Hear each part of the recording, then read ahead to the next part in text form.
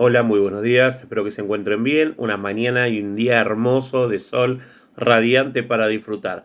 Nos encontramos una vez más para hablar un poco sobre historia. Nosotros estuvimos viendo un montón de cuestiones como la social, la sindical, la educacional, la cuestión de la ciencia, cuestiones, cosas que pasaron, aspectos, momentos que modificaron la vida de las personas. Y hoy lo que nos toca es la cuestión del sufragio. Cuando escuchamos sufragiar o sufragio, la traducción coloquial habitual es de votar. Ahora, cuando el sufragio se convierte en universal, es que se supone que votamos todos los que tenemos ciertas características. En la Argentina, por ejemplo, ser mayor de 16 años y argentino. Y los extranjeros para algún tipo de votación. Por ejemplo, el extranjero no puede votar a presidente. No estoy seguro si está nacionalizado, pero me parece que si está nacionalizado puede votar, pero no puede postularse a presidente. A presidente tiene que haber nacido en el territorio argentino. Ahora bien, la cuestión del sufragio, ¿cuál es la cuestión? ¿Cuál es el motivo? El motivo es que a partir de la Revolución Francesa en 1789 se consolida en base a un montón de movimientos revolucionarios entre 1824 y 1848, a esa mitad del siglo XIX y hacia fines del siglo XIX, se va aceptando principios de gobernabilidad democrática. La idea de que no vamos a gobernar todos, pero todos debemos estar representados en el gobierno. Entonces, todo esto pasa en casi toda Europa occidental. Ahora, no obstante, es cierto que el ejercicio de la libertad de expresión, de la libertad de la oralidad, de hablar, ¿no? De expresarme de forma escrita como uno quiere, por ejemplo, la prensa, se hallaba limitada en algunos países, estamos hablando del 1800, ¿no? Incluso en muchos sitios solo podían votar, por ejemplo, los dueños, los que podían tener una propiedad. En ese momento, gente de clase alta.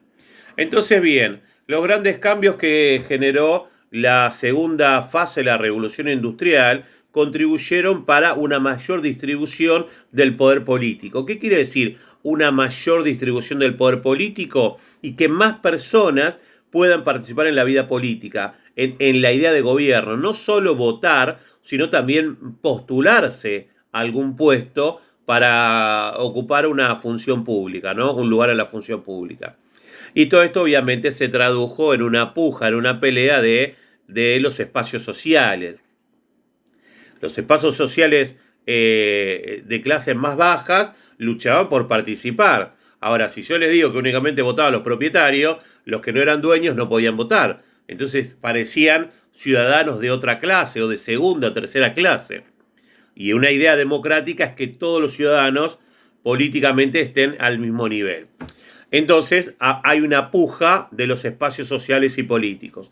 Por ejemplo, los antiguos dueños de las tierras, los señores feudales, tuvieron que empezar a compartir ese derecho a ejercer el gobierno. ¿Por qué? Porque en el feudalismo o en la época de reyes solo ejercía el poder político cierta casta social. Bueno, eso tuvieron que empezar a compartirlos. Entonces, como ellos lo tenían de forma exclusiva, había que compartirlo. Entonces, los dueños de grandes fortunas y los dueños de grandes industrias tuvieron que empezar a compartir la idea de gobernamos nosotros solos. Bien, paré para estornudar. Las mejoras en las condiciones de vida, dense cuenta que lo hemos hablado, he hablado con respecto a que la gente tuviera trabajo en una fábrica con cierta continuidad, mejora la vida de las personas, la puede planear, puede organizar, formar una familia, pensar en una casa propia, ¿no? Entonces se empezaron a generar capas medias. Hoy tenemos clase social baja, clase social media y clase social alta. Esa clase social del medio antes no existía. O eras muy pobre o eras rico. Entonces, esa posibilidad de trabajo empieza a generar una clase media que empieza a exigir sin ninguna duda participación en las situaciones y asuntos de la nación. Ahora bien, esto iba a desembocar sin ninguna duda en la aceptación de un voto universal, de que todos puedan votar, más allá de que tengan una propiedad o no, lo cual desemboca o termina en el voto de los adultos varones, no mujeres aún. Ahora bien, la Declaración de la Independencia de Estados Unidos en 1776 proclama la existencia de derechos igualitarios y democráticos.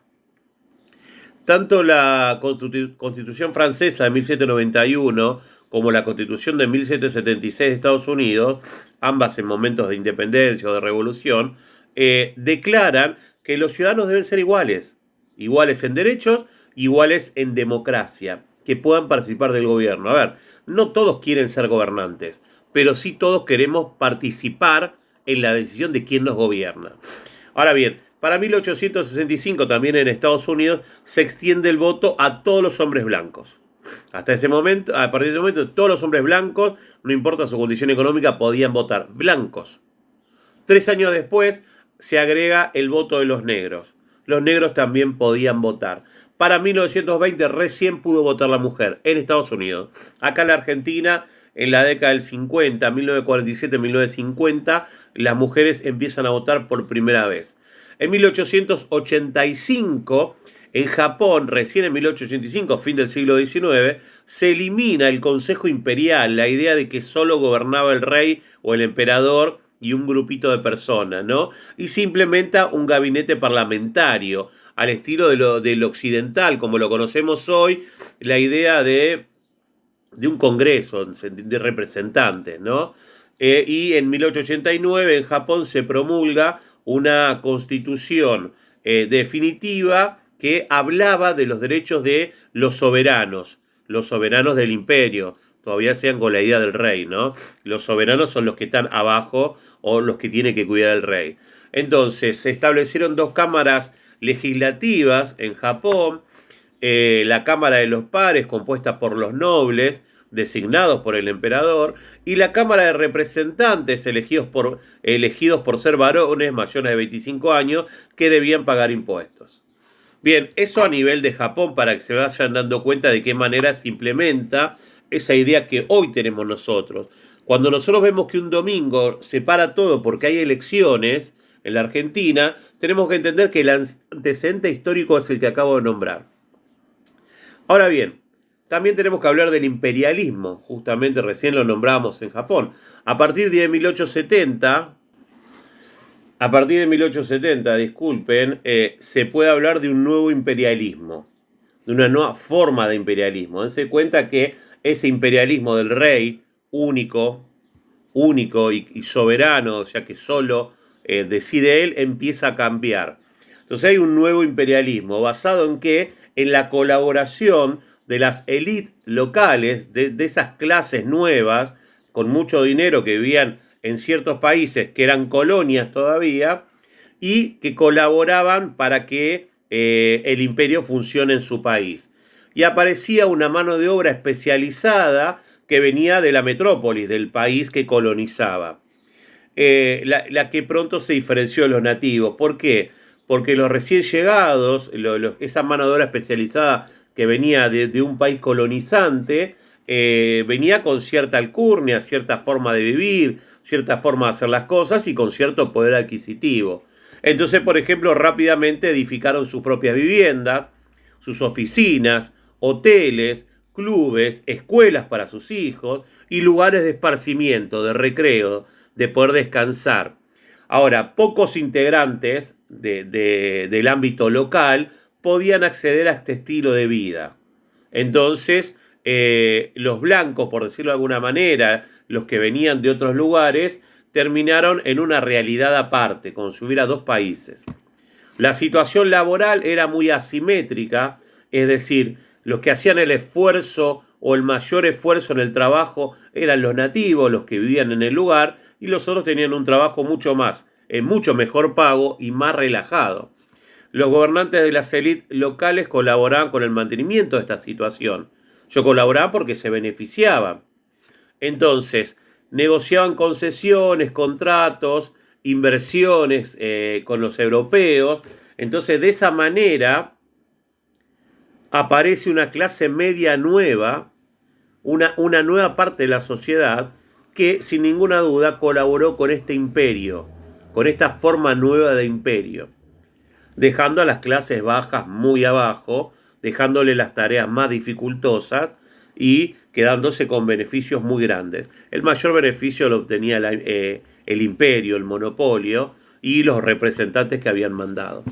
Bien, ahí hablamos de dos cosas: una nueva forma de hacer un imperio, un nuevo imperialismo, y la idea del sufragio.